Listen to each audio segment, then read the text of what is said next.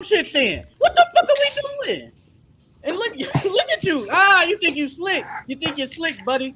You think you're slick. All I did was hit live. I just want the people to know. I just want people. So, yo, what's going on? As y'all can already see, we got some hot, spicy topics. We got some real hot, spicy topics today. We couldn't even wait to get it started. We started a little bit without the cameras rolling, but just know, this in-season tournament, it already got it feeling like playoff vibes in December, November. So you already know what's going on, man. So right now, I just want to say the in-season tournament, it's a success. It's a success. I'm not going to say like I called it from the jump because I truly believe like Adam Silver is probably one of the best commissioners in sports right now. He called it. He got it. Like we knew. I believe in Adam Silver. Even when Adam Silver put out some wild, crazy shit or say crazy statements, I believe in Adam Silver that he's going to make a decision that's going to help the NBA. In the in-season tournament, I ain't going to hold you. He really got them boys turning up because Bro, you can't tell me Bron not finna get Spotify Premium. Cause that little $500K, I'm already knowing Bron finna go on here and just get that Spotify Premium now. Cause I heard he cheap. And when she was like, what we gonna do with the $500K, Bron? You gonna give me a little piece of that? That man said, we gonna see. We gonna have to see. Like, I ain't gonna hold you. I don't care how much money you getting.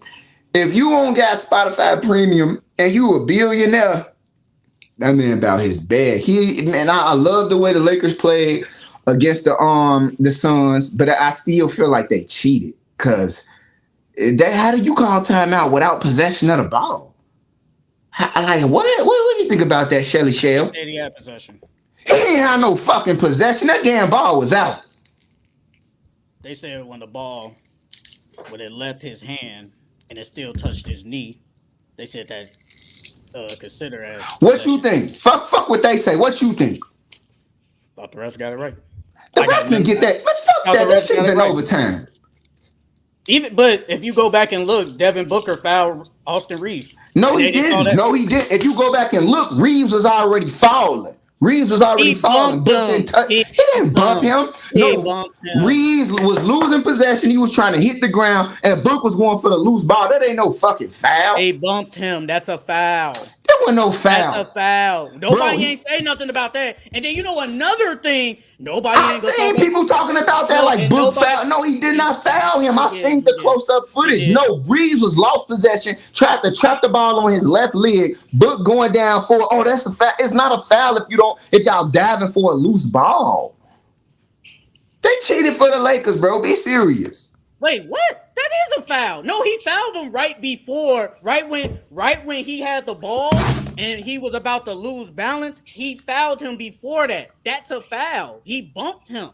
They just didn't call it. I mean, hey, it is weird, but nobody ain't gonna talk about when the ball was rolling out of bounds that Grayson Allen picked it up while it was out of bounds. No, it wasn't. He stopped the ball before it even hit the line.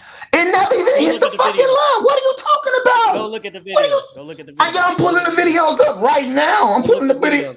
Go look the video up. Go look the video up. Yeah, you go see that bump, and he fouled him right before. So they should have called a foul right there. And plus, the Suns shouldn't have been down in the first place. That's your fault for being down, period. You got Kevin Durant and Devin Booker. Why are you fucking down? Bro, be serious. Bro, be serious. You talking about it's a fucking game. You're not gonna always be up and winning. It's a game. You can't always be winning. Kevin Durant said it himself. That one possession didn't define the game, and that's the truth. So you shouldn't have been in that situation anyway. It don't matter, bro. You could be like, "Oh, Kevin Durant said," bro. It don't matter. It's a game, bro. You could do everything right, hit every shot, get all the calls right, and still lose because that's sports, that's life, that's reality. It don't matter if they was down and shouldn't have and having to fight. Nigga, they should have had a fair chance. If you gonna say Kevin Durant said this, so what you gonna say about Devin Booker saying we don't want favoritism, we just want a 50-50 fair chance? That just sounds like get the fuck out of here, bro. You just be saying shit that don't even equate to real winning. You can't just pick and choose things that, I'm gonna use this for my argument. He said this, so he agreed with me, so my statement is right. No, fuck no, that don't make no damn sense. Austin Reeves was driving for so why was Austin Reeves looking down and saying when he lost the ball? I got a question. Did he bump him, yes or no? No. So he did not bump him. So Devin Booker did not bump him. So he didn't bump him. No, he didn't. He didn't. No. All right. That's all I'm asking. All right. No, he didn't bump him. He didn't bump him. Okay. That's no, fine. he didn't. That's fine. That's fine. I saw a bump. He bumped him with his chest, with his stomach or whatever, and he fell. So they should have called a foul on that. They didn't. It is what it is. Okay, that's not a good view. I'm not gonna. Oh, don't worry, it's gonna repeat. Look at this. Look at this. The ball didn't even hit the fucking line. That's not a good view. I'm talking about the bump. No. Look at the bump. Look at the bump. What bump? What fucking bump? What are we doing? You didn't even fucking touch him. He fell down on his own. He was looking. No, he was baiting. Look. He never touched him. Look. He fell. Look at the video. He fell down on his own. He's trying to bait for a fucking call. He's trying to. Bro, he didn't touch him. He's trying to bait for a foul. Okay, wait a minute.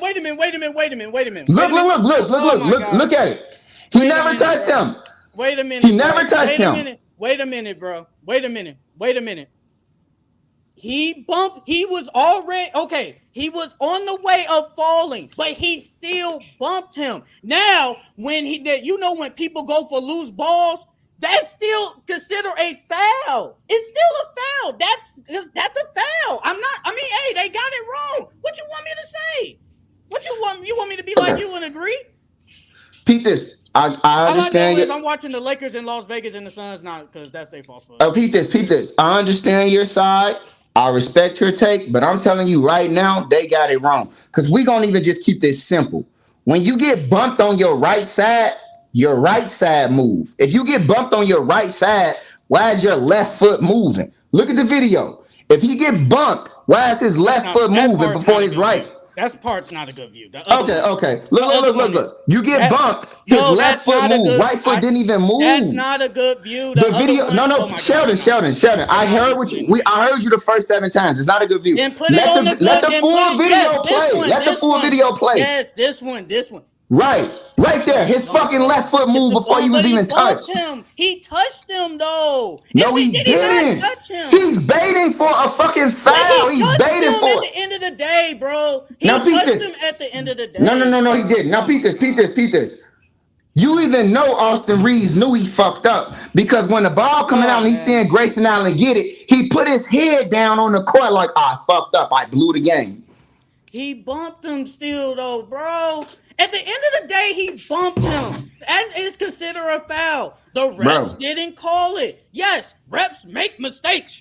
If you want to say the ref make a mistake on the timeout, fine. But at the end of the day, they missed a foul call that should have been called. It's the truth. Wasn't good. That first view wasn't good. I'm just a losing battle with you, bro. I'm literally talking to a guy with an LA hat on. You really think I believe I'm finna get through to you?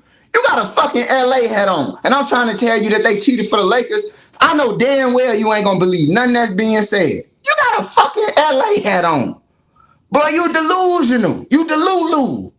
Be serious. You the guy that think Giannis ain't sold in Game 5. How the fuck you say I'm dropping 50 points? First of all, he didn't drop 50. Second of all, if you want to, you know what? Never mind. Hey, look at you. You want to talk about delusion? You want to talk about delusional people, and you got to bring up stuff from months ago. You got to bring up things not that happened this week, but months ago. Man, get out of here.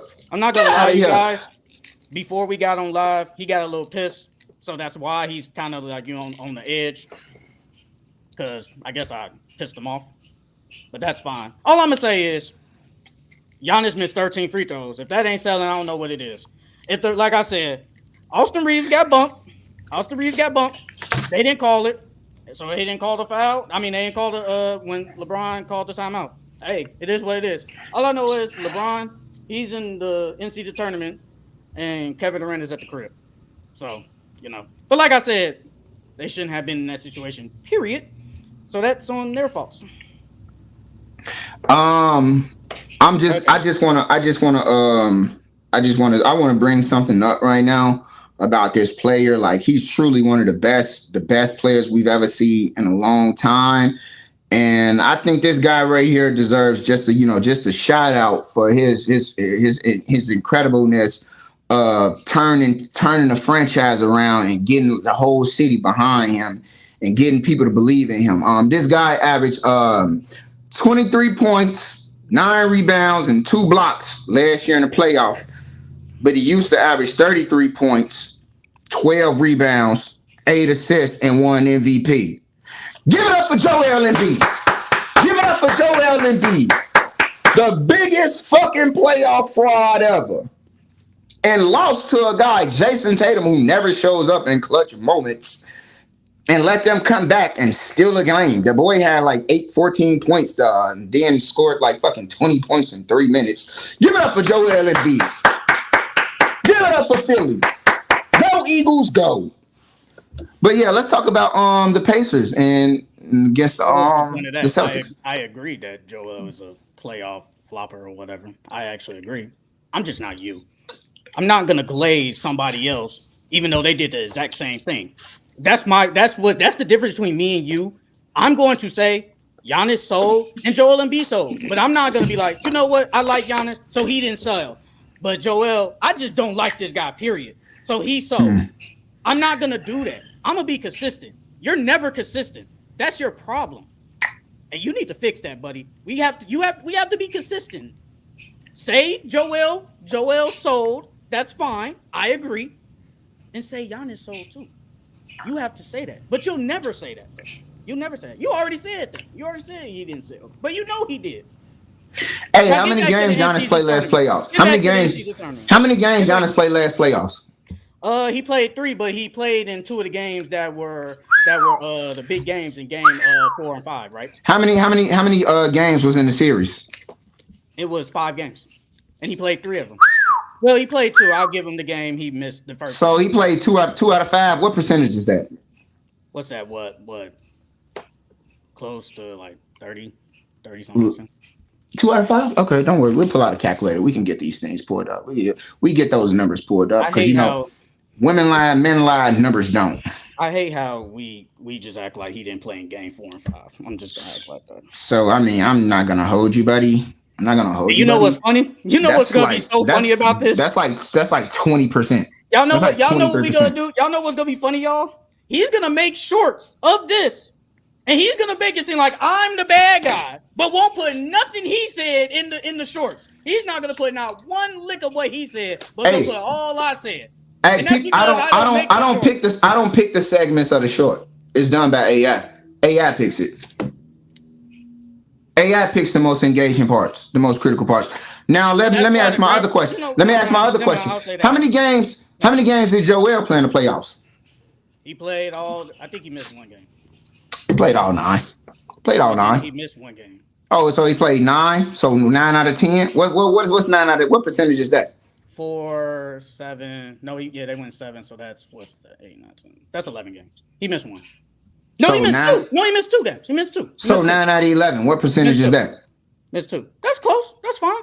Is 87% higher than 24%? Yeah. Oh, yeah. Okay.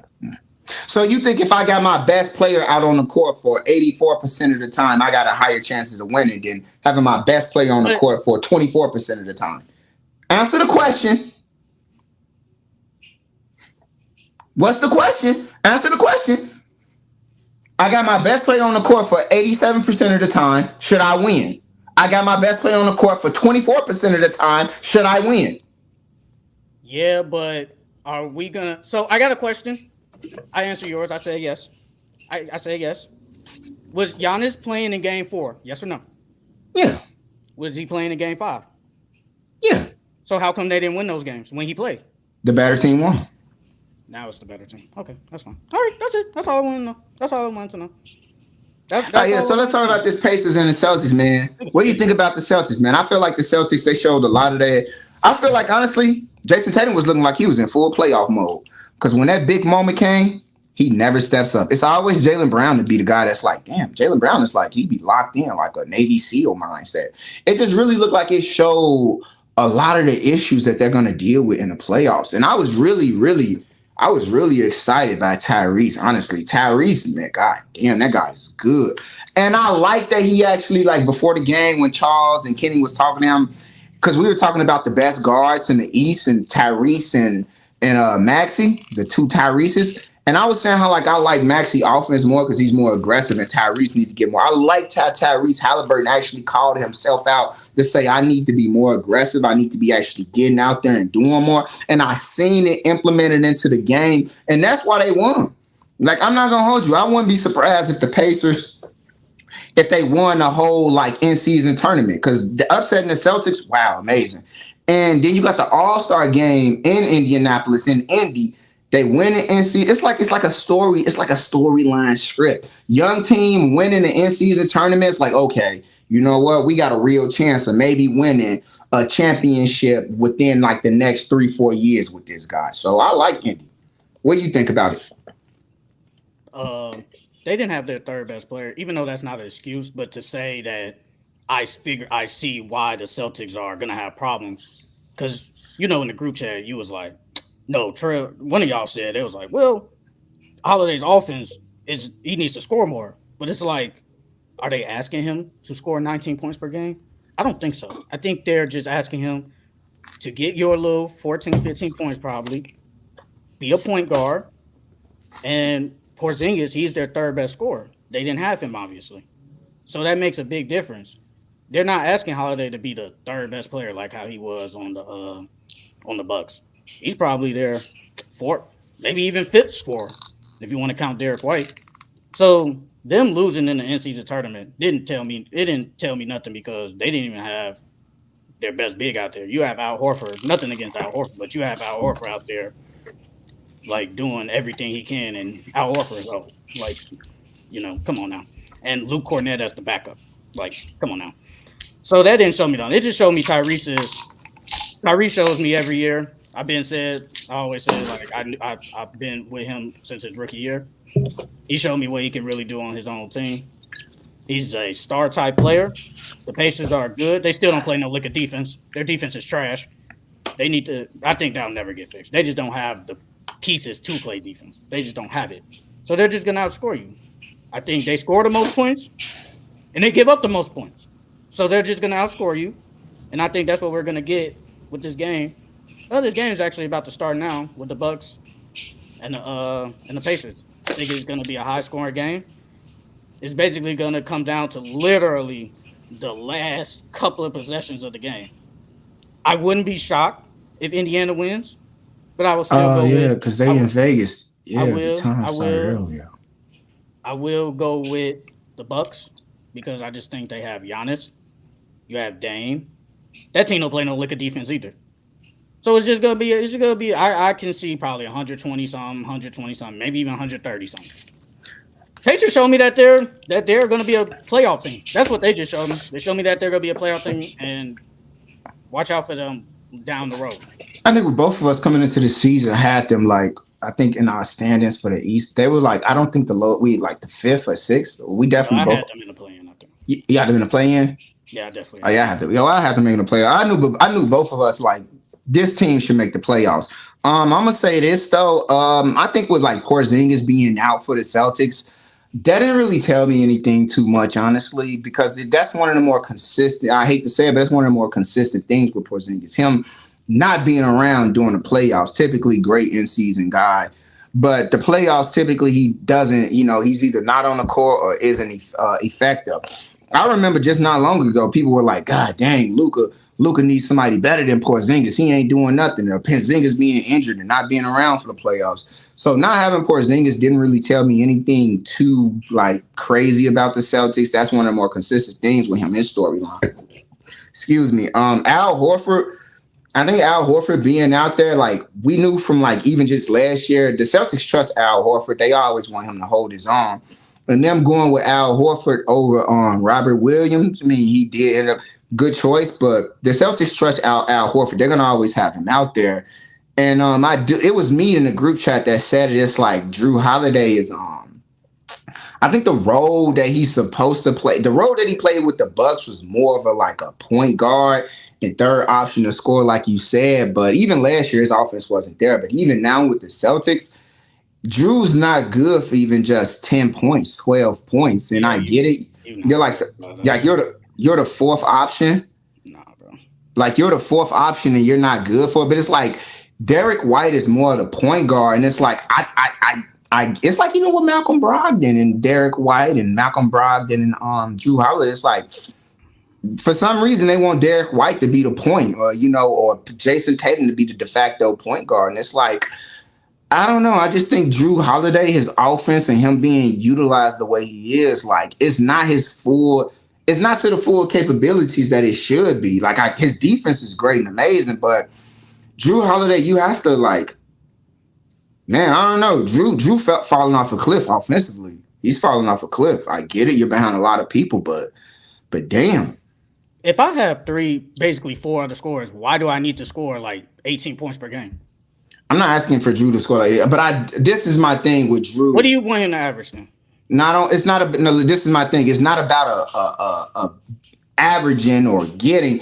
It's about when I need to get these guys going, and we need to stop trading buckets, get a stop, and we need 2 consecutive scores here and there. I need Drew Holiday to be able to be a point guard, to put these guys in a position to score for easy baskets, not so much an ISO and shot clock last seconds and running. Like we need Drew to be someone that's like gonna set us up and get us going. Like that's Drew Holiday is like he can't be getting waved off. Like you get Drew Holiday with the ball, he's passing it to Tatum. Tatum waving him off. They're not letting him make the true decision to get the ball in the right guy's hands for easy shots. Drew's getting waved off. Drew's getting told, I got it. It's going to the Tatum, the Jason Brown that backed that 1-on-1. That Pacers and Celtics game showed that storyline came out. It was glimpses. It was like, oh shit, Jaylen Brown and Jason Tatum, they don't mesh that well. It showed his head again. It reared, and it was like, with Drew Holiday has plus been able to flow better. And it's like, I get it, Derek White's the point guard, but it's like Drew, you literally have a guy like Drew who was just working with when Drew waved Giannis off and you seen Giannis be frustrated, and then you seen what he did, the ball moved and Giannis got that easy. It was like, yeah, like you seen like Giannis was hella excited from it. Drew's not getting that same trust, not getting that same look from the Celtics. It's like, damn. And that's not what he's there for. He's there to be a point guard, to be one of the best perimeter defenders in the league. They already have a lot of people that handles the ball. As you can basically say is by committee, I guess. Drew Holiday averages 5. Derek White averages 5. Jason Tatum averages 4. It's by committee. I don't think they came in here and say, Drew Holiday, come out here and drop 15, 17 points per game. No, you're not. That's not what we need you for. We need you to just probably get 12, 13 points a game. Fine by me. Play the amazing defense you've been playing your whole career, and let Jason Tatum, Jaylen Brown, Porzingis do their thing. That's what they have. If you want to say that he just didn't show up and he didn't show up in that in-season tournament game, fine. Because he didn't play that good, and that's fine. But I think when Porzingis comes back, and he's supposed to come back tomorrow, I mean, we're gonna see Porzingis be the third. He's the third best player. He's the third best player. I think we can say he's the third best. He's the third best scorer. That's what he does. I'm not asking Drew Holiday like how he was with the Bucks, where it's literally Giannis, Middleton, and you, because no one else can score. So you basically have to score. You have to score. But to say I can't even get 10 points out of you, no, that's wild. I ain't gonna cut. That's wild. That's wild as hell. That's some wild shit. I get what you're saying, but you're more so talking about like the offensive side and what he's supposed to do in his role there. I'm not even addressing like that. I'm more addressing like his role is supposed to be a point guard that play defense, and I don't even. To me, it doesn't even look like he's a point guard. It just looks like he's like low key just a defensive guard out there. He don't even look like a point guard out there. He just looks like a defensive guard. Like he getting like his. I don't think that's fine. I don't that's think the same thing what Marcus Smart was doing. It's basically the same thing. Well, I get what you're saying, brother. And it's goddamn it, like nigga, I'm trying to just fucking say to you that like I don't think that's a positive role for him. I think that he's capable of doing much more. When you trade off Marcus Smart and you get Drew Holiday, I'm thinking more so like Drew should be running. Drew should be getting the look of being a real point guard. I'm not asking him to score, just like, God damn, like use the guy as a guard. Use the guy as a point guard. Like, so stop making one more assist. He would be considered a point guard because he averaged 6 assists when he was with the Bucks. So and he averages 5. So if he averages just one more assist, we could consider him a point guard. No. Listen. It's not about stats, numbers. It's about his role. It's about when it's time for him. When they're in a situation, it's a 6-point game. They need to score. They need an easy basket.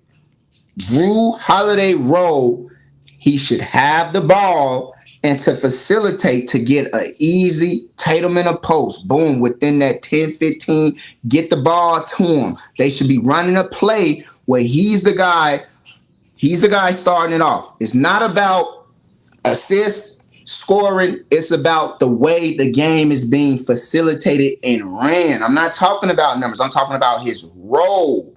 It don't matter. Drew could average fucking 8 assists, but if he's still getting waved off in a time when you need the guard to have the ball to get it to the other guys where they can free up and play off ball and get the shot, that's what you need. If it doesn't matter. It doesn't matter if he can average all that. If it comes down and he's in a situation where he needs to be utilized with this, we got 2 minutes, 4-point game. If you're going to wave Drew off and not even let him in situations like that, it's going to be real easy to come to target in on the Tatum, to target in on the Brown. It's going to be real easy to kill him off. It's going to be real easy to stop a Porzingis in those situations if we know everybody on the court isn't being utilized. It's going to be the same situation of having a Vanderbilt on the floor. He's on when he on defense, 5-on-5. But on offense, 4-on-5. We don't have to worry about him. You're eliminating Drew from the process when you minimize his role. It ain't about numbers and stats. It's about his role in those situations. That's my gripe. That's a bad comparison. I'm not gonna cap. But well, it is though because Vanderbilt is not an offense. Period. No, how is it a bit? Because but you're saying but like Vanderbilt, when it comes to offense, you don't even have to worry about him. We can but Drew Holiday is still a way better offensive threat than Vanderbilt. So he may be better, but it doesn't matter if he's going to get waved off and his role is getting minimized. Bad, though. No one's worried about Vanderbilt if he can't even freaking go to the hole and lay it up or hit a 3. At least Drew Holiday, he can still knock the shot down. He can still knock a midi down. I'm still going to worry about him. But I'm just saying, when have the Celtics ever been like that? They've never been that type of team. It's always either the Jason Tatum or Jaylen Brown getting the ball. It's never been like that. So brother. That's what the fuck I'm saying. Why the fuck you keep getting the Malcolm Brogdons, the Drew Holidays if you ain't gonna change the way you playing? What's the point of getting these guys if you're never gonna adjust to a system that can be utilized at its highest optimal level like that? And that's my gripe. Because what's the point of going after them if you're just gonna keep de facto into a 2-man game? What's the point? Okay. You done? Yeah, go ahead, LA. You don't even have a team. But Jason Tatum, they're always gonna give them the ball. Either Jason Tatum, Jaylen Brown, shit, probably even Porzingis at the end now. It's just never gonna be like that. And plus, it's still 20-some games. They still haven't acclimated to each other yet. So we don't know how it's gonna be in January, February, March, April. We don't know. We're only in December. So we don't even know if they could potentially change. Will they change? I doubt it, because it's never been like that with the Celtics. It's never been like that. So I don't know. Because it's the same thing with Marcus Smart. And like you said, the same thing with Malcolm Brogdon. And plus they even said in the summer, they said Jason Tatum was gonna have more ball responsibilities. So this ain't nothing new to me. Jason Brown has ball responsibilities too. Now it's Drew Holiday. Now you got Derek White. It's really by committee. If we're being honest, it's really just by committee. This ain't nothing new. You did go on a little rant, though. You don't even care about the Celtics. You like the Bucks.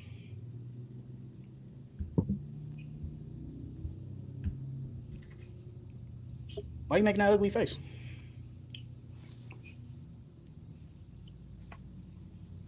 I don't know what that's supposed to do.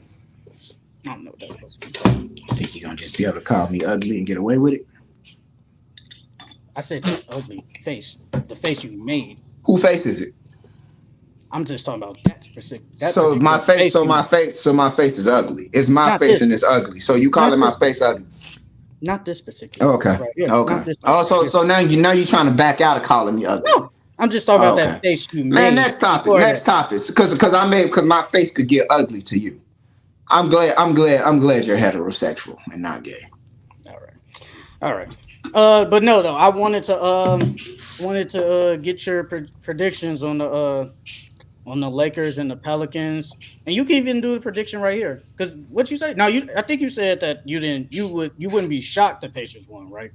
Yeah, I'm gonna be shocked now. But you got the Bucks winning.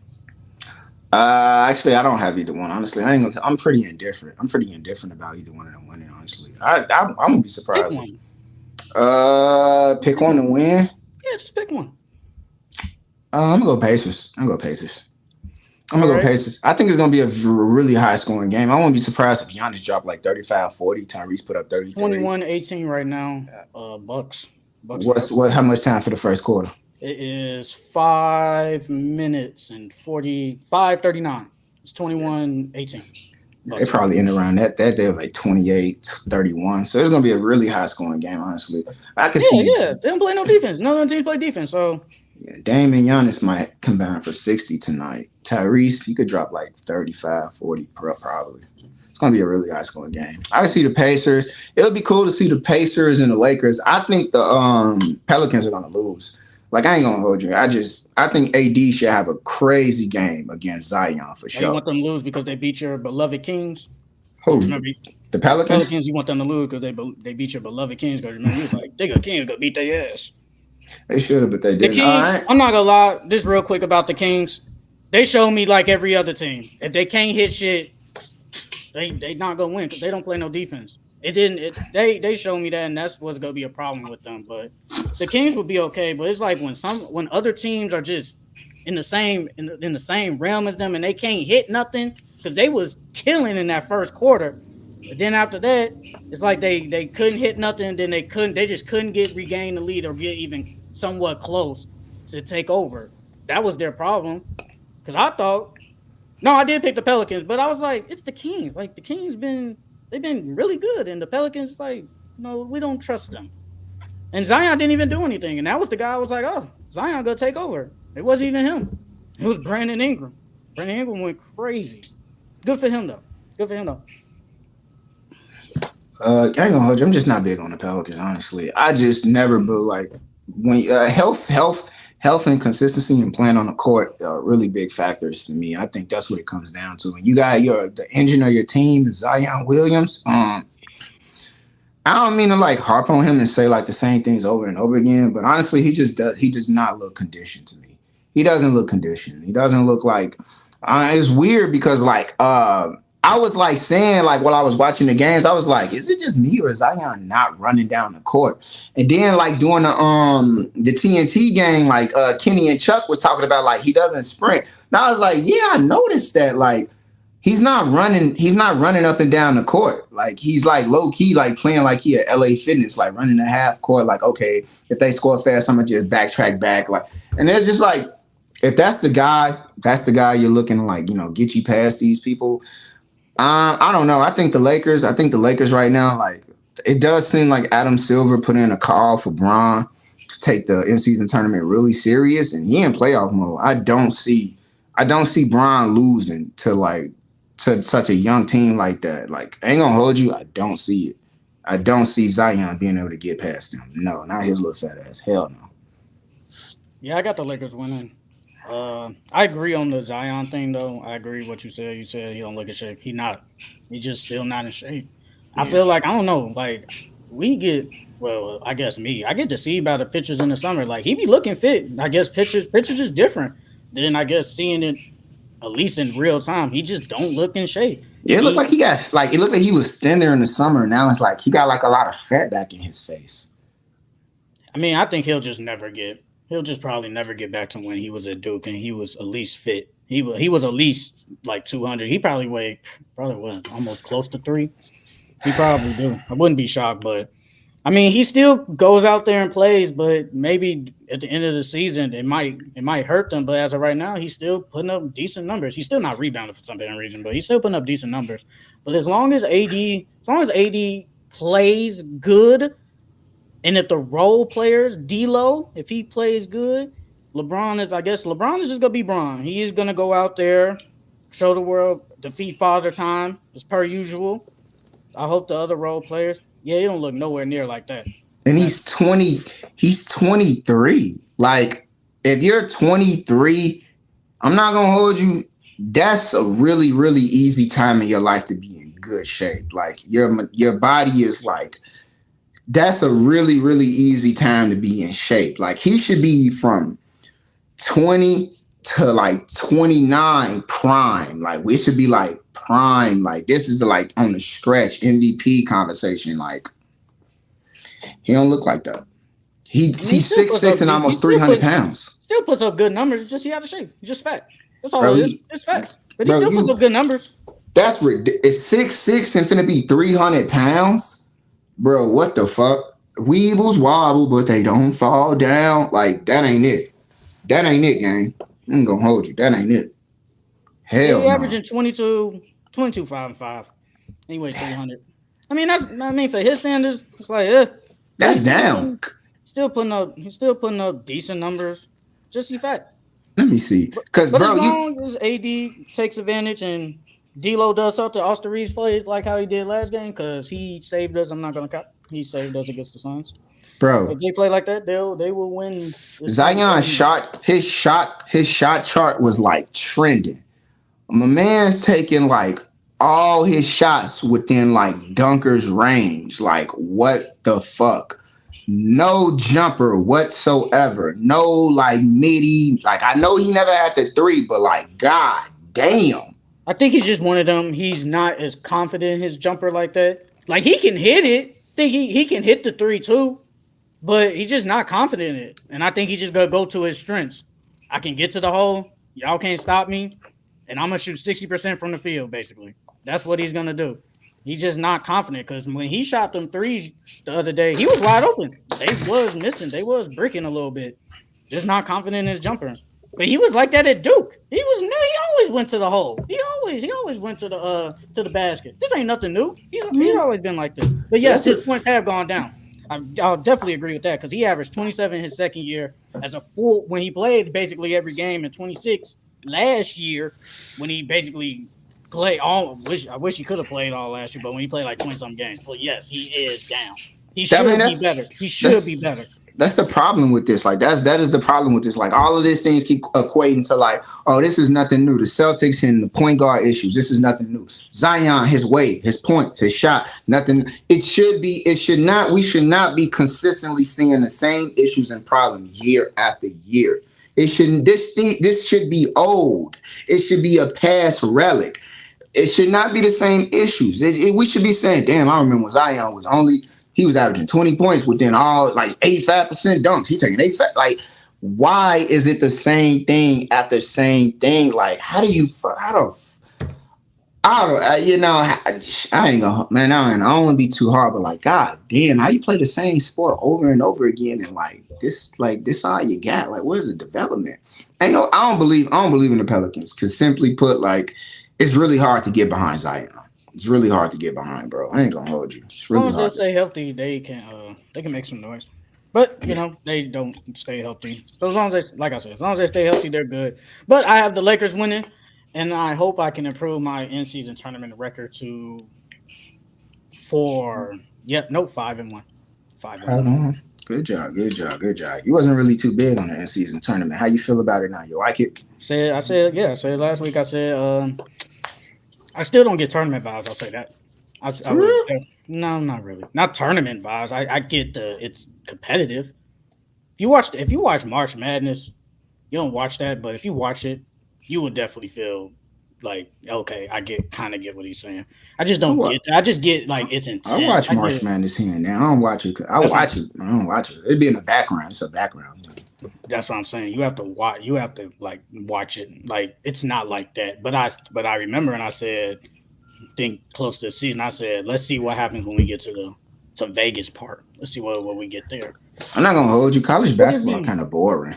College, like when I look at college basketball, bro, it's the Set a same. slower pace. It's like a little slower pace, and that's perfectly fine. You Bro, know, it's the same, just the same fucking offensive scheme, defensive scheme. It's just different players with different capabilities. Honestly, a lot of like I get it. Like I ain't gonna hold you. A lot of those players in college, I don't like. It's like really crazy to me. It's like how like you see a guy in college, you're like, oh, he's this good. He should do this. It's like when I watch them, I'm like. When I watch college players, I'm like, nah, he's all right. Like he's low key not that amazing. I get against his peers, but like a lot of them, they don't be too you nice to gotta me. you gotta who do you be watching? I watch the big name teams, the UK, the Louisville, the Dukes. When I be watching them guys, who is So very. did you watch Paulo? When I watch Paolo, I just thought like he had them by size. He was able to get away with them by size, and it So still felt like nothing in the told NBA. you. So nothing told you. You didn't see nothing that said he gonna be good in the NBA. Not Because really. he showed he was gonna be good, and look where we are now in year 2. He was gonna be good. The same with Chet. I saw Chet play that one game, and I said, "This guy can hoop," and I knew he could translate to the NBA with his 3-point shooting. I didn't think he was gonna shoot this good, but I knew he could translate to it. The only thing was his size because he's skinny, and as of right now, that's not really affecting him that much. So let me ask you this: like, what percentage of like college players you think they actually got a real shot in the NBA? Like I would 30, say 20%? I would say at least half, at least some of the 50%? no, can I finish? I was gonna say at least probably half of like the lottery. Say at least half the lottery. Because those are the big names. Like the dude on the dude at USC, Isaiah Collier, he is projected to be the number 1 pick. He's decent. He's really good. And I feel like it just depends on where you go. Like I feel like that matters in not just in NBA, it's just in sports in general. It just really depends on where you go. Because if you are a top pick and you go to a team that already got players established, how can you develop? It's Yeah. not it just doesn't happen like that. Paulo was going to the Magic where they had nothing. So he was gonna be he literally was the guy from day one. And he has shown when he was at Duke, he was a monster. He was a monster. And he's a monster right now in the NBA. And a lot of teams can barely like guard him to an extent. He still needs to work on his 3-point shooting. But outside of that, he basically kind of can do everything. Because I think later down the line, he's going to develop a way better 3-point shot. He's going to be a better passer. Because I think they're going to ask him to handle the ball a little bit more. That's all he really needs to develop. Chet the same way. I thought he was gonna be good. I'm now the Thompson twins. I'm not gonna act like I watched them. Now you ask Charles about them, but I didn't really watch them like that. I heard they were decent, but did I sit there and like look at them and watch them? No, I did not. But I just heard like they're decent. They're decent, and one of them is decent. The other one's just hurt. The one of them, I think the other one he came back. He's playing in the G League now. He had like 30. He had like a crazy triple double. He's the better offensive one than Asor. He had like better offensively.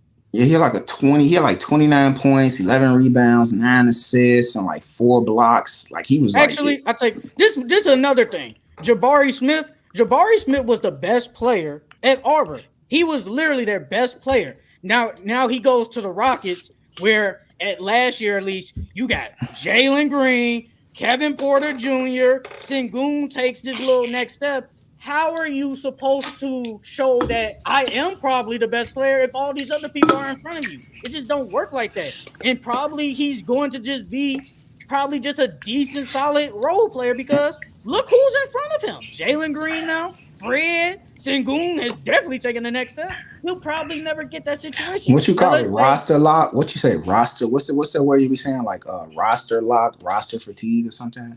Roster jam?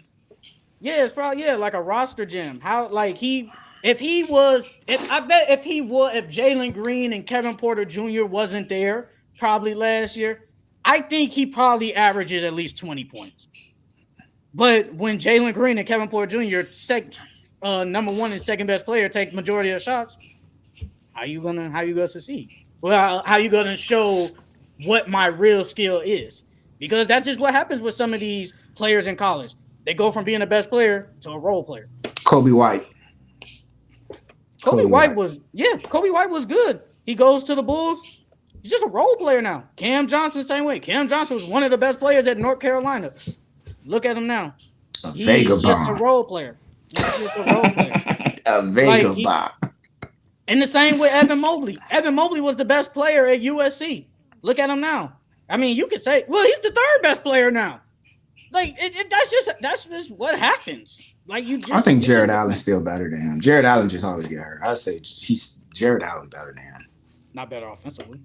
Not better offense, but I'm taking Jared Allen over Evan Mobley easily. I think Evan Mobley is more athletic. I think he could guard a little bit more than threes. His brother, Evan Mobley brother, better offensively. His brother 2 years ago was the best player, and now look at him. He's at USC. Now I don't think he was gonna be like all this in the league anyway. But that's an example. I forgot his name, but the other Mobley brother was their best player at USC. He gets drafted by the Cavs. You know, he's just not going to do anything as long as he's there. That's the same. And we can say the same thing about Imani Bates. Imani Bates, everybody sees highlights. I keep saying, and JD and Trail was like, he needs to play. He needs to play. And what did I say in the group chat? I clearly said that he's not going to play over them. He's just not going to. It just won't happen. Like, you signed Max Strus to all that money. You think they just gonna bring in a two-way rookie over him after giving Max Strus $70 million a year? Ain't gonna happen. Max Strus balling. Max Strus balling too. Yes, I think he got like one of the highest 3-point percentages this season too. Like he was not playing like that for the Heat. Like he must be happy in Cleveland. I want to know where he's from because he playing like Cleveland. Like that's his home city. He was not going to start over him. Imani Bates, I said, I'd rather him go to the G League, tear it up, than him just sitting on the bench doing nothing and only coming in when it's a blowout. Max Strus from Chicago. He's from Hickory Hills. It's crazy. I didn't even know that. I ain't going to hold you. Max Strus, though, I didn't realize how big he was. Like, with Miami, he kind of looked, I don't know why, but like Max Strus, like 6', he like 6'6", 6'7". Max Strus? Yeah, but how much do he weigh, though? Shit, he don't look thin. He don't look thin no more. I ain't gonna hold you. Max Strus look like he got like a weight. Yeah, maybe over the summer. He's 6'5", 215. That's decent. For a three, that ain't that big though. To play the three when you have to go up against like a LeBron or something like that, or Jason Tatum, who are bigger than him, that ain't that big. I ain't gonna cap.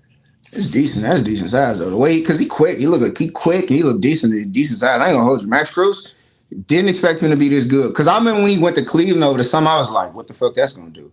But like I'm like, oh my shit, goddamn, this guy right here. No, I want to say this about Paolo too.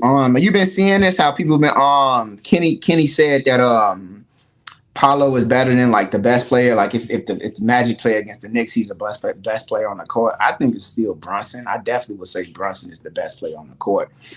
Brunson versus Paolo, I'm definitely going Brunson. Paolo probably has more talent. That's it. I'll probably take Brunson though. I'm not big on talent. I don't care about talent at all. I know, but he's definitely more talented than Brunson though. He's definitely more talented. But if I had to choose, I'd probably take Brunson though, only because he shoots better. That's it. He shoots way better. Yeah, I really kind of don't agree with that honestly. I'll probably go with Brunson because Paolo. If they had to face in the playoffs, Paolo got to step it up. You think because that's what I went with the Knicks and Paolo. So the Knicks are supposed to be trading for the star player. They're supposed to be going after some type of superstar.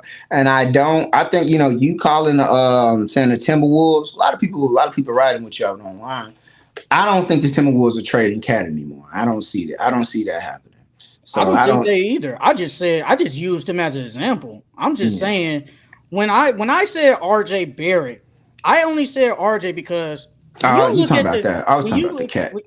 No. But I'm saying if I'm going after a Cat, I don't think they trade him either after they're playing good. If they was kind of mediocre-ish, maybe. But since they're top in the West, no, I don't think so. Especially if they keep it like this through February. No, I don't believe that. They not trading him at all.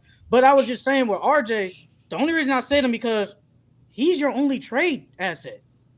He is and let's not act like RJ is like this this average. RJ Barrett is actually pretty decent, and he's young. I can see if RJ Barrett was like 30 some years old. Okay, I get that. But he's only what, like 22, 23, somewhere around there, probably. So I would say you use him in a trade, and because he's on a friendly contract, and he's a young player, and probably, and we forget, he's the third best player on the team. Maybe if he was number one, he probably averaged maybe like 24, 25 points. Probably. Get the I'm fuck not out of here. He probably could. He probably could. I'm not saying he would, but there's a chance he probably could average 24, 25 points per game. Because I don't think he never came in as the best player. Because I think that year he got drafted, I think that Julius Randle, that's when the Knicks signed all those freaking forwards. They had like Marcus Morris, Julius Randle on the team. So it's like, how am I gonna, do what I gotta do if, you got all these other people. There's a chance he could average 25 if he was the best player on the team. There's a chance. He came in with Zion, Ja. No, I'm saying on that team. I'm saying on that team. Yeah. I'm saying on that specific Knicks team. RJ. Yeah. RJ. I don't know. He decent. I ain't gonna hold you. He decent. I don't know. Because they ain't no other trade assets they got. They could trade Randall. They not trading him. Randall. They're not trading him. If they can somehow keep him, I don't know if that fits. Randall and let's say they get Cat. I don't think that fits, honestly, because then you gotta have Randall play the 3, and I don't know if that works. I'm not gonna lie. I think it's about time. Randall Tibbs. I would see both of them being gone this summer. Both. They've been good. They've been good. I don't know. It don't matter. Why they need to go? Tibbs always run. This Tibbs talent always hit that players tied up and they stop buying in. His rotations is garbage. I ain't gonna hold you. Tibbs rotations is garbage to this day. I think his problem is he just be having them out there. He be having Jalen Brunson and Julius Randle out there literally the whole first quarter. I feel like you need to stagger them. One has to stay in at least, and then bring back one at least when the start of the second quarter. But he has them playing the whole first quarter, and then you be having Emmanuel Quigley and Josh Hart, and it's then how are you going to be able to potentially take a lead without two of your best players on the team? I don't like that. I do agree with that on that type of rotation, and I just don't like they're gonna play 37, 38 minutes a game. It's gonna happen. He be tweaking sometimes too. I'm not gonna hold you. That last game I watched, he had Brunson out the whole third quarter, and it was what the hell? It's a 6-point game. Why was he not in? Why was Brunson not in the third quarter? And it's no wonder y'all lost. You get them back in the game, it's already they pulling away from y'all. What the fuck? You got them trying to play hero ball. I don't know. Tibbs be tweaking for me. Tibbs be tweaking for me. I'm not. Ever since after the Bulls, Timberwolves, Knicks, I'm just not really big on him no more. Honestly, I feel like he gotta really chill with how much he be wanting them players to be out there. So they had Julius Randle that year, Marcus Morris, who had a really good year that year, and Bobby Portis. That's when they named Mitchell Robinson. They had all these type of forwards on the bench. So it's what are you supposed to do? But that's neither here or there.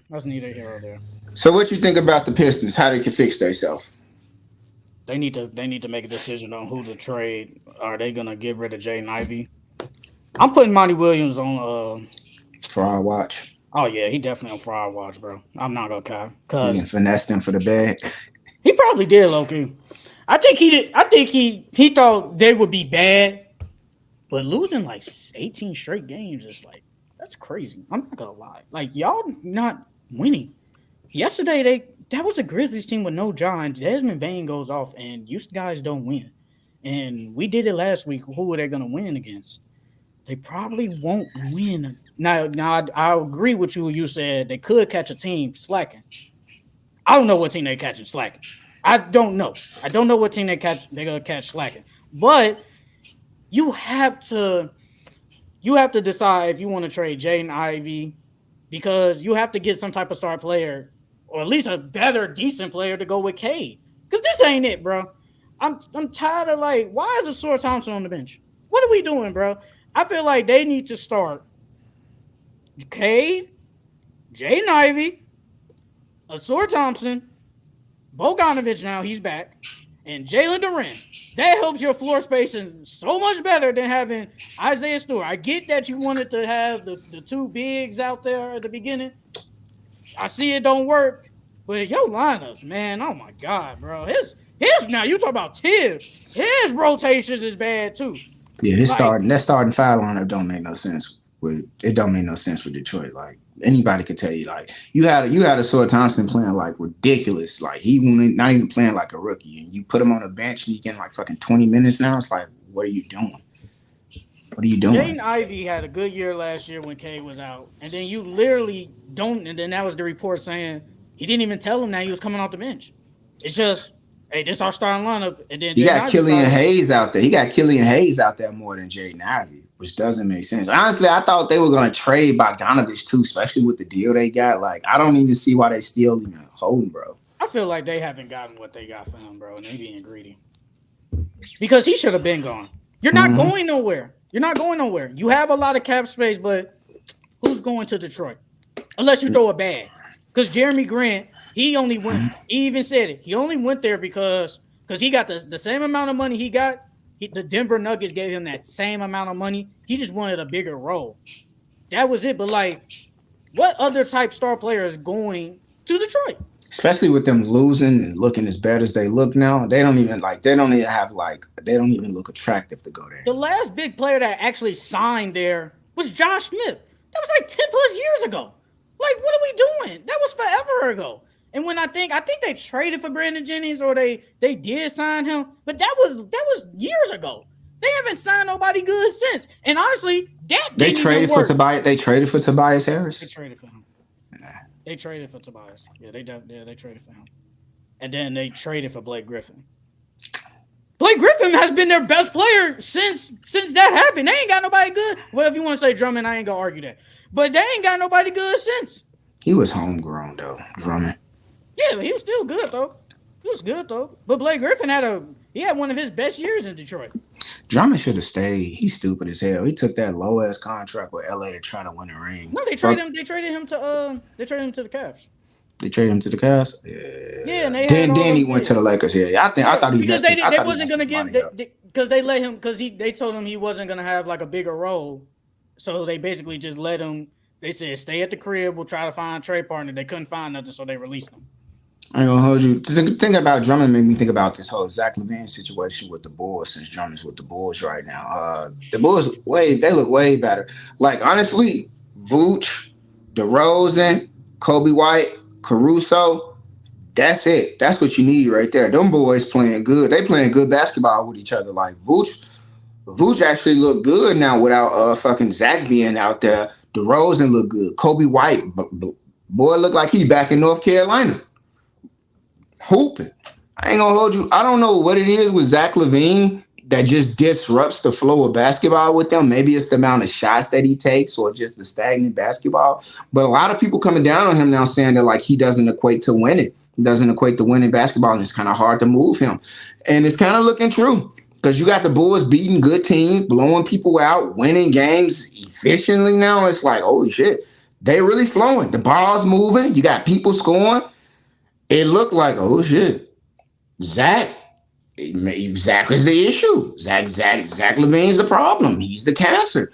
And I don't really think there's anything going on with his foot. I think they're just keeping him healthy so they can trade him so he doesn't get hurt. But man, I ain't gonna hold you. I'm not gonna agree to cancer situation, but what is Zach LaVine? What is he? What option is he? He's number one. I'm saying what on the championship team, what is he? He should be like 3 or 2. 3 or 2. So he's a second or third option. Second or third option. And outside of the year with Lonzo, what other years were he was in a contending situation? Never. Even with the Timberwolves, he was just a dunk in 3. Exactly. So them saying equate to winning. So he's like, y'all know he's not a number one, but y'all still want him to uplift a team. It's like, how does that work? How am I? If I know, that's like me. That's like if we out there, if we're going to hoop I know I'm not even a fourth option. If I have to become a first option, we're not gonna win.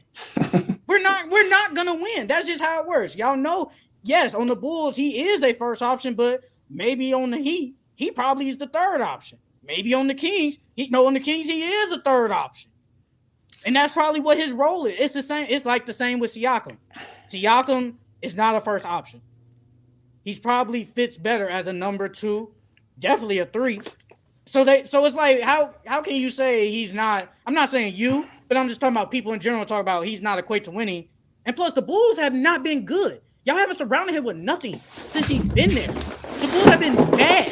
They were bad for 5 years. We're good for literally half a year and been bad since. I'm not gonna hold you. I can see what you're saying. Like you didn't put anything around, but you put if I put Caruso, Vooch, DeRozan, Patrick Williams. You have Wendell. No, Wendell never played with him. But I'm not gonna hold. If you got that around him and you get a guy like Zach LaVine, Zach should easily average 27. 3 made threes a game. Like he should average 27, 28 points a game easily. It gotta be something. It has to be some blame on him that like, and they're better without him. So it's like it kind of makes sense. Like I get it. He's won 3 games. Shit, that's more than shit. They beating people, like actually beating, winning, look good out there, not dog fights. And with Zach, it don't look like that shit. With Zach, they be getting their ass whooped. They can't even score. Like, how the hell you not scoring? Zach deserves some blame. He's the number 1 option. If he's just they paying him like a superstar. He's supposed to be the first option guy. I always thought it would have been DeRozan. It did happen that way. So it's like it is his fault. It's your fault. The fault is gonna fall on him. It does. It's that simple. I hate to say Even if the Bulls want to be somewhat competitive, they still need him. No, I don't think they do. I don't think they do. No, I'm saying if y'all think y'all not, if y'all want to at least make let's just say they do keep him and they was like, hey, I think we can make a playoff run. They still need that dude. Not gonna lie, because are they playing this 3-game winning streak? Yes, it does look a little bit better, but DeRozan, Vucevic, and Kobe White, I don't think that's enough. You still need Zach LaVine to 20-point score. You still need him. I think I don't know, bro. I'm not gonna lie. Yes, he deserves blame. Management deserves blame. Billy Donovan deserves some blame too. They all deserve blame. It ain't just his fault. But saying he's a cancer, no, that's wild. I ain't gonna cut. No, off a 3-game winning streak, he a cancer. That's that easy. Now, if they win 10 games in a row, I ain't gonna say cancer still, but I agree. Yeah, maybe he is. Saying he's a cancer off a 3-game winning streak. Bulls ain't won 3 games in a row since I don't know when. But I'm gonna say that this what I'm gonna say about it. I've never been one of them basketball guys that believe the best team is the team with all the best superstars. I've never believed in that. I don't. To this day, I don't equate. I get it. We seen LeBron with the big 3, and that shit spoiled us, and it messed up a lot of basketball fans' head. But the thing is, LeBron James being the best player in the league, best player on the team, he's a willing passer. You don't get best players on the team being willing passers to integrate everybody in the game. And so that messed a lot of people up. Oh, we got our big 3. You see the Suns, you see the Clippers. I never believed that, oh, they're a better team because they got this superstar. They got this crazy killer lineup. I don't believe in that. And I think what we're saying is like, it's okay to have star, average role player, and be a championship team. And I think that's what I see with the Bulls. You don't need a superstar to win to be out there to be competitive. I do think like seeing the Clippers, they don't look scary to me. I think, yeah, like everyone's saying, we need to wait and see. But I ain't gonna hold you. I don't see them being a team that's gonna truly I feel like they got lucky. They got lucky beating Denver yesterday because Jokic missed. That was the most shots he ever missed in his career. That's not going to happen again playing them. You're not going to be able to beat them in 7 hoping that Jokic is going to miss 23 shots again. No, they barely won that game. I don't believe in these superstar studded lineups to win it all. If that was the case, the fucking Suns would be the outright favorites right now in the West, and they're still not. The Clippers aren't. No, I don't believe That's it. only because of injuries, but we've probably only seen what 3 times in the last 20 years. The Warriors and the Heat. No, I'm talking about we've only seen 3 times that a team that didn't have a star, like a star stack team, win. That's the Mavericks, that's the Bucks, and you can say this Nuggets team. So majority of the times, the teams who do have these star type players, that last win. Warrior ring, that wasn't star studded. I wouldn't say. I didn't that say Warriors. I said Nuggets. No, but I'm saying like when the Warriors won, I would say that wasn't a star studded lineup because it was really just Steph and Wiggins and. Steph carried that team. 4 years then. 4 years out of the last 20. That still ain't that good. So majority of the time, when you do have the better players, the star type players, you do win. That's just how it is. That's how it is in basketball. If you have the better players, majority of the time you will win. If that was the case, the Heat would have won last year. But they didn't because they just don't have it. It just doesn't happen like that. The Mavericks, they won it with Dirk and a bunch of role players. Giannis won it. If you want to say Middleton a star, fine by me. If you want to say your role player, fine by me. But Giannis, they won it with no other superstar player. Jokic, if y'all want to say Jamal Murray, this is a star type player, fine. I ain't gonna argue that. But he won it. And you said with Steph Curry. Yeah, I probably would. Klay Thompson was not all that good, honestly. It was Wiggins. Yeah, they won. It just happens. If you have the better players, if I'm a star, you're a star, JD's a star, and Ace a star, majority, we're probably going to win. That just happens. We're most likely going to win if we have stars because we're star type players. And if they have, and the other team just have some regular ass people who just lay the ball up and just jack up threes, they're not winning. That just happens. I get what you're saying, but what you're equating, what you're saying is not the same thing as what I'm saying. You're saying something that may be like close, but we're saying two different things. There's a fork in the road. You're saying like if I have the better players, I'm gonna win. I'm saying I don't believe in superstar studded lineups being the outright winners. Because the fact of the matter is like Jamal Murray is no superstar. Jamal Murray is a star. Jokic is a superstar. They can win. It doesn't matter if you have like the Clippers versus the Nuggets. The Clippers have the superstar studded lineup. They're not going to beat the Nuggets. I'm more so saying superstar studded lineups are not a guaranteed win. I don't believe it. Yeah, you're saying having a better player, you're going to win. You get what I'm saying? You're saying the better player. You need the superstar to win. I'm saying you don't need multiple superstars to win. Well, the Clippers, their only reason I'll say this. If the Clippers came in, if they never had injury problems, I would think like sportsbooks would have the Clippers high. Why? Because it's just the fact that they just have all them stars. That's literally the only reason, bro. That's literally they probably can't even beat the damn Nuggets. But just because they have Kawhi Leonard, well, at the beginning of the season, Kawhi Leonard, Paul George, and Russell Westbrook, they will probably be high in the standings. But just because of their injury history, they're not guaranteed. The Suns, when they made the trade for Bradley Beal, they were high up. They were like the third, fourth highest odds, second odds in the stands, second odds to win the finals. And why is that? Because they just have the better star. They just have the stars. Even though we didn't know about the Bradley Beal injury and Booker getting hurt, they were still high.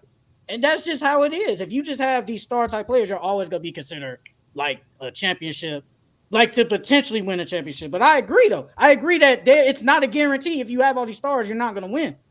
But if you do have all these stars, majority of the time you do win. If the Clippers were always healthy, they probably would have won a championship by now. I ain't going to cap. They probably would have won at least one. They probably would have won one. I'm not going to lie. They was healthy. They had that one chance when they was healthy and they blew it in the bubble. But if they was all the other years, they just been hurt. What was that year? When Paul George took the Suns to the conference finals, the Kawhi Leonard players, they beat them. I ain't gonna count. They beat that Suns team. And they probably would have been Clippers and Bucks in the finals. I probably would have went with the Clippers low key. Clippers versus Bucks in the finals? If Kawhi Leonard was there, he got hurt. He got hurt in the second. He got hurt because Jordan hit his knee. But that's the thing, though. You can't turn off fatigue. You can't turn off injuries. This ain't 2K. It's gonna always life is life. When life is life, and that's when life is life. I'm not gonna hold you, bro. Like, yeah, I'm never big. A well-rounded team is the best team at winning. That's what it always for me. That's what I'm rolling with. That's why I'm never big on like even the Celtics, like I mean, they only have like one superstar. If we being serious, they have a well-rounded team. The Bucks they have a, and now that team isn't well-rounded low key this year. It's not well-rounded, but they have such a superstar in it. Like I ain't gonna hold you, not big. Never really want to believe her Do those you have big. the Bucks win the championship this year? The If Bucks. they get to the finals, do they win? If they get to the finals, do they win? Do you think they win? Not if they play Denver. Hell no. They Not don't if they play play. Denver. If they play anybody else, they win. If they play anybody else, hell yeah, they win. They kick anybody else. Like they can if they beat the Celtics, if they beat Denver, hell yeah, they win. They win that. There is no other team out there that could stop that wild buck running out there dropping 50 and getting all the rebounds. Ain't nobody like hell no, bro. That's Giannis Antetokounmpo motherfucking Kumpo. Be But now they serious. start heavy though. They start heavy. I want to say Now they is now. top heavy. Yeah, it was Giannis They and are. Dame. But I ain't gonna hold you though. Like this, the thing. Like this, I feel like because the end season tournament is taking up so much of like the attention and the spotlight. Usually, this time the media cycle would be focused on who needs to be moved, what trades need to be made. We haven't heard too much of it, but I said last week, like once the end season tournament done, that rumor mill for like trades, who get moved, it's gonna really kick up. Cause like right now, this is the time like teams need to be like scouting, like, okay, who we need to move, who we need to trade, what's the pieces we need to add, move around. Cause I ain't gonna hold you, like the Bogdanovich, the Zach LaVine, the who else? The fucking who's somebody else I think needs to get moved. Caruso. They might, I don't know, depending on what the Bulls might blow it up. I ain't gonna hold you. They might just. You got Caruso. Who else might get moved? RJ. Somebody for the Mavs need to make a move too. Honestly, they need to make a move. The Warriors need to make a move too. They won't. They need to They though. should, but they won't because they love their beloved Klay Thompson. They love him. Lakers need to make a move too. Honestly, Lakers need to make a move too. It's 54-44. 3 minutes left in the second. Pacers. Yeah. Up. Pacers. That's a lot. Yeah, that's a lot of points. I know. I'm expecting 100 points. I said, I'm not shocked. The over was 250 for that game too. It's probably gonna beat that because no one plays defense on neither of these teams. And I in the group chat the other day, if I would have said something, I would have been considered a bad guy or a hater. You is though. I'm not a hater, but Trail said when you have an offense like this, it doesn't matter what your defense looks like. You watched that game, right? Yeah, defense always matters. He was wrong. He's flat out wrong on that. You know how I know?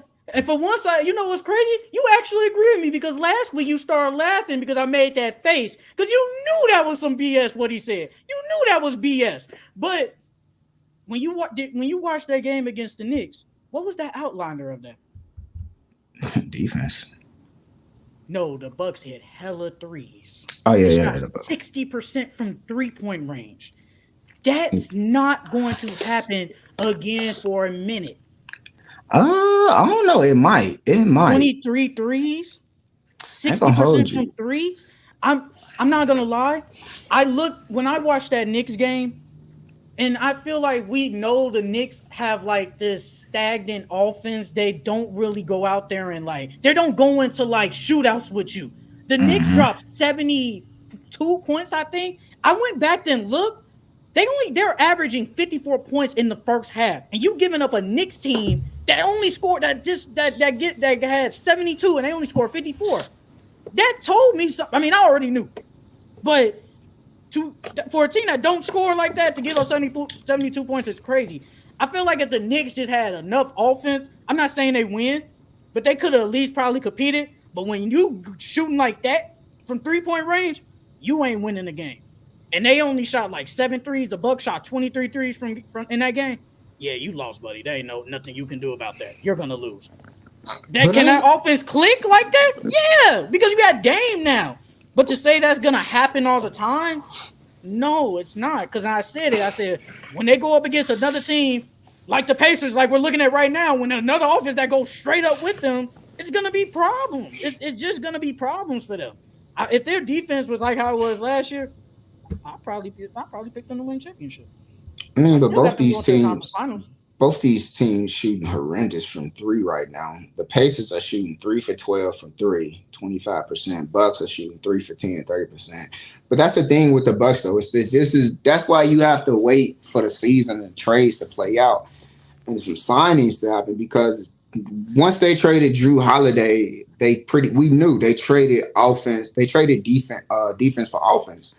They have to just, put together a few more pieces, because, I ain't gonna hold you. We in the league. The league is moving towards high scoring games, offense over when you still need some good defense, top 15 bare minimum, top 15. You don't need to be number one, but god damn, it got to be decent. Majority of these teams that win championships have at least a mid defense. Yeah, it got to be something. Like it got to be decent. So it's like the NBA. The NBA is pushing these teams towards scoring a whole lot more. So I ain't gonna say because just yesterday the Nuggets, they hit like 7 threes in the first quarter, then went cold. But I ain't gonna hold you. We seen a team drop like 300. Then a few days later, another team dropped like 320. I'm not gonna even act like I can't see another team hitting like fucking 12, 15 threes and shooting 60 something. It's gonna happen. It's coming. I'm not saying that's not gonna happen, but to shoot 60% from three. Shit, it's coming. Crazy. These boys just hit a three right now while we was talking. 38 teams, the average 3-point is probably 34, 35% from three. They're shooting 33% from three right now. The Bucks, they 4 for 12, 33%. Yeah, they're not hitting their threes, and but hitting 23 threes is crazy. And I'm not saying they can't do it again, but the odds is not high enough. If you hit 23 threes a game, you're gonna win every game. Not gonna cap. You're gonna win every game, and especially if the other team can't hit threes enough threes to go with you, you're not gonna win. That's just gonna happen. That's what happened with the Knicks. Knicks couldn't hit their threes, and they couldn't go along with them because they sure was. Because Julius Randle was cooking in the first half. He was cooking. I ain't gonna cap. He was cooking on his ass. He was cooking his ass. Then he started to slow down a little bit. Just couldn't get it going. Tibbs. That's Tibbs' rotation, man.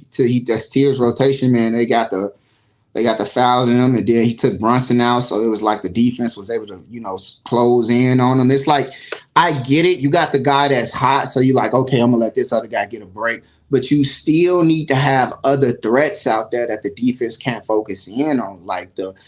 It's hard to hit a shot with 2-3 hands in your fucking face, and you ain't got your boy over there that can knock that motherfucker down, take it off and move. It's now we can lock in on him. Oh, it's just fucking Randall and RJ. We ain't got to worry about Brunson. It's come on, you gotta. I get it. You want to give him a break, but he needs to still have other guys out there that's a threat.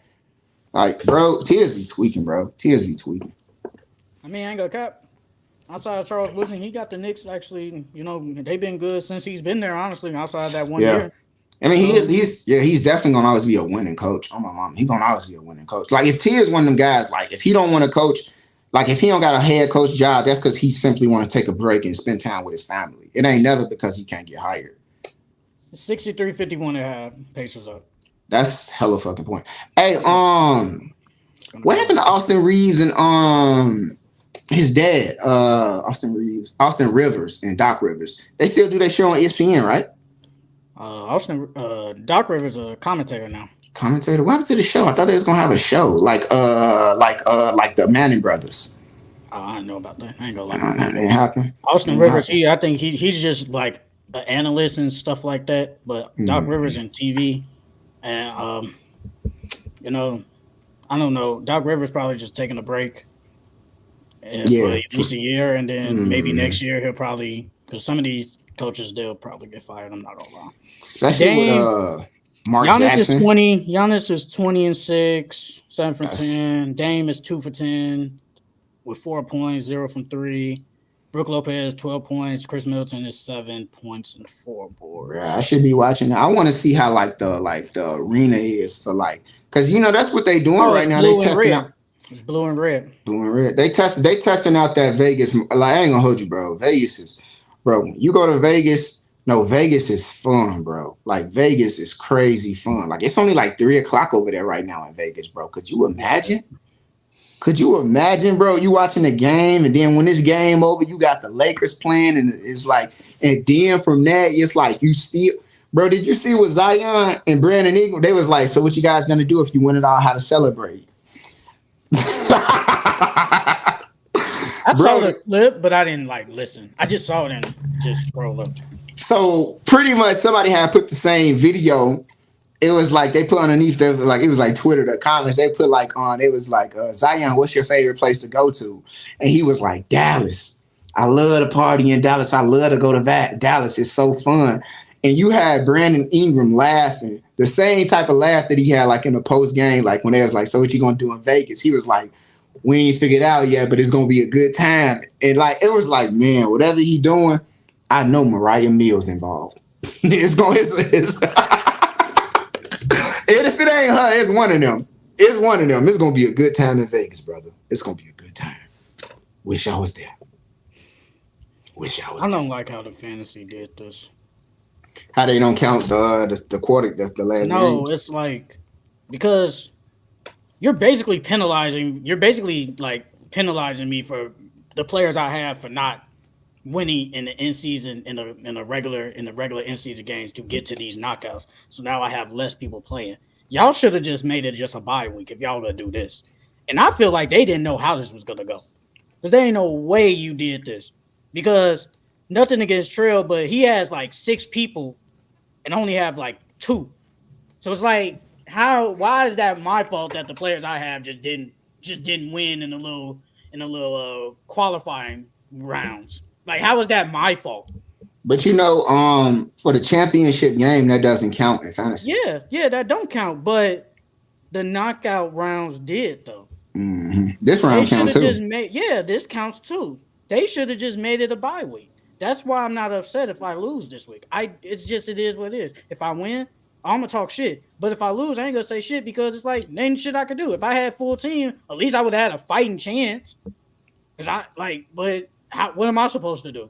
They should they should have changed something because at first if you went to the week, they didn't have no type of projection points up, and then all of a sudden on the day of, literally like in the middle of the day, they put the projection points. I was like, yeah, y'all didn't know what y'all was gonna be doing. Y'all didn't know. Y'all need to fix that next year. Y'all need to just make that a bye week because this in-season tournament is probably gonna happen again. So y'all need to just make this a bye week and no one's going to care. It's just like the All-Star game. We have a little bye. Just do the same thing with this. And everybody will be happy. Man, I really wish I would have went to the in-season tournament, man.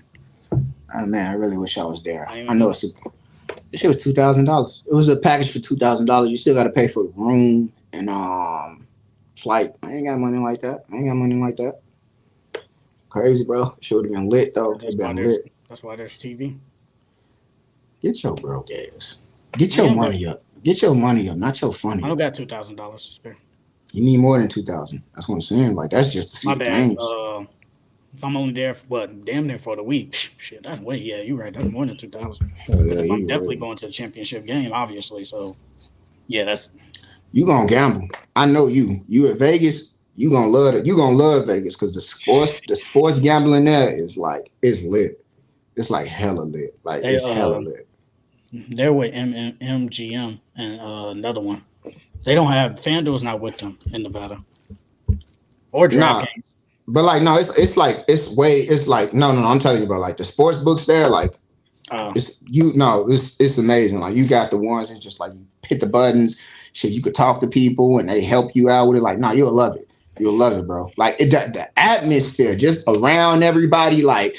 Hey, we'll let it, bro. It's crazy, bro. It's crazy fun. You got like the free food, the free drinks. It's crazy. It's crazy. And you got beautiful women just. I'll move to Vegas, Loki. Yeah, I ain't gonna hold you. I think about Vegas. You'll move there? Yeah, but Vegas from you is like what, 4-6 hours? Can't you drive there? Hell no. That's on the West Coast. Yeah, because you like South. You like South Texas. That's on the West Coast, though. Texas ain't that far from Nevada, though. You ain't that far. Like I know. Like if you catch a plane, that's only like 2 hours. It's 21 hours. Driving? Yes, it's 21 hours. Man, that's a long time. That's still the West Coast. Yeah, because Houston all the way at the fucking Gulf. You far as hell. If I'm from Dallas, because I'm looking at the little map, I'll probably say what, an extra maybe 2-3 hours. That's still far. 21 hours is crazy. If you was in like, I ain't gonna hold. You gotta be, because you all the way at the bottom. You all the way at the bottom. You gotta be down there in like fucking New Mexico. Yeah. I wouldn't mind moving there, honestly. Like, just looks like a nice place to live. Honestly, just looks like a nice place. You been? I want to go. No, never gonna do. Never been. I want to. Just start looking. They do package deals and shit when you look now, because when it's like, it's better to go like in the spring. Wasn't we supposed to go a couple of years ago? Or like, no, we were supposed to go to like Florida or some shit. When we supposed to go? I don't remember. No. As a group? Because didn't somebody say, "Oh, let's go," in the group chat? I don't remember. Somebody say something about let's go, let's take a trip? No, because we went to Vegas. We went to Vegas last year. Remember? Not last year. This was probably like in 2021. Hell no, because it was still. It was in the group. No, we were supposed to go. Somebody in the group chat said, "Hey, we need to take a trip. We need to take a trip somewhere." Ace said that, but we ain't go now. No, it wasn't Ace. Ace wasn't even in the group chat then. I think it was me, you, Shamar. We took a trip in 2021 though. We did. We took a trip in 2021. We went to Atlanta. I remember that one. I remember you because it was you and JD. Yeah, I remember that. But it was another one because I think it was either Trail or Shamar talking about go to Florida, Miami, or something. If Trail said it, I know damn sure it won't happen. I'm sorry. I know damn well it wasn't happening. If that brother said it was a joke. It was a joke. I mean, I forgot. Somebody said it though. I knew it wasn't gonna happen though, but somebody said it though. I knew it wasn't gonna happen. Yeah, if I ain't gonna hold you, if I don't say it, I don't think it's gonna happen. Not saying I get a green light green, but it's like if I don't say it, I just don't believe it. I'm not saying that y'all liars, but I just don't believe y'all niggas. I ain't gonna hold you. I don't believe nobody either. I don't believe none of y'all. All right, let's go. Thank y'all boys for tuning in to the Full Court Entertainment Podcast. As always, it's your boy Shondell GQ2s, and I got my main man hater with me, Salty motherfucking Sam. Don't trust him because he gonna always hate on Giannis, and he ain't gonna never keep it a bean about how sorry Joel is. How you average 33 points during the season and then only average 23 in the playoffs? And then gonna say Giannis sold. Be serious. Get his ass off the court. Fuck Philly. Fuck 76ers. Fuck the Bills. I've said they both sold, but I'm not going to say one didn't sold and the other one did. The only person y'all could depend on in Philly is Jalen Hurts. And until he start playing basketball, the 76ers ain't going to never win shit. They definitely both sold. I'm not going to cap. I've definitely said Joel has sold. And he has in the playoffs. But to say Giannis missing 13 free throws isn't selling, it's crazy. That's selling. If you can't hit your free throws in an elimination game, that's selling. When they really need you the most, and you know you're going to go to the line. It's not like the Avatar? You know you're going to the line, and you can't hit free throws. You're selling. You're selling, bro. And I don't know what else you want me to say. I don't hate Giannis. Thank God he ain't win the MVP that year. But we gone, y'all. Make sure y'all like, subscribe, comment, whatever. Who is these two people watching? Go ahead and comment. What's y'all names? Who are y'all watching? Who is that? Who are y'all? Say hello. Yeah, nobody's gonna say hello. How you know? Come on, let's see. Maybe they say something. Say hello, guys. What's up? No, they're not gonna say hello. They're not gonna say it. All right, y'all. Peace out. We'll see y'all next week.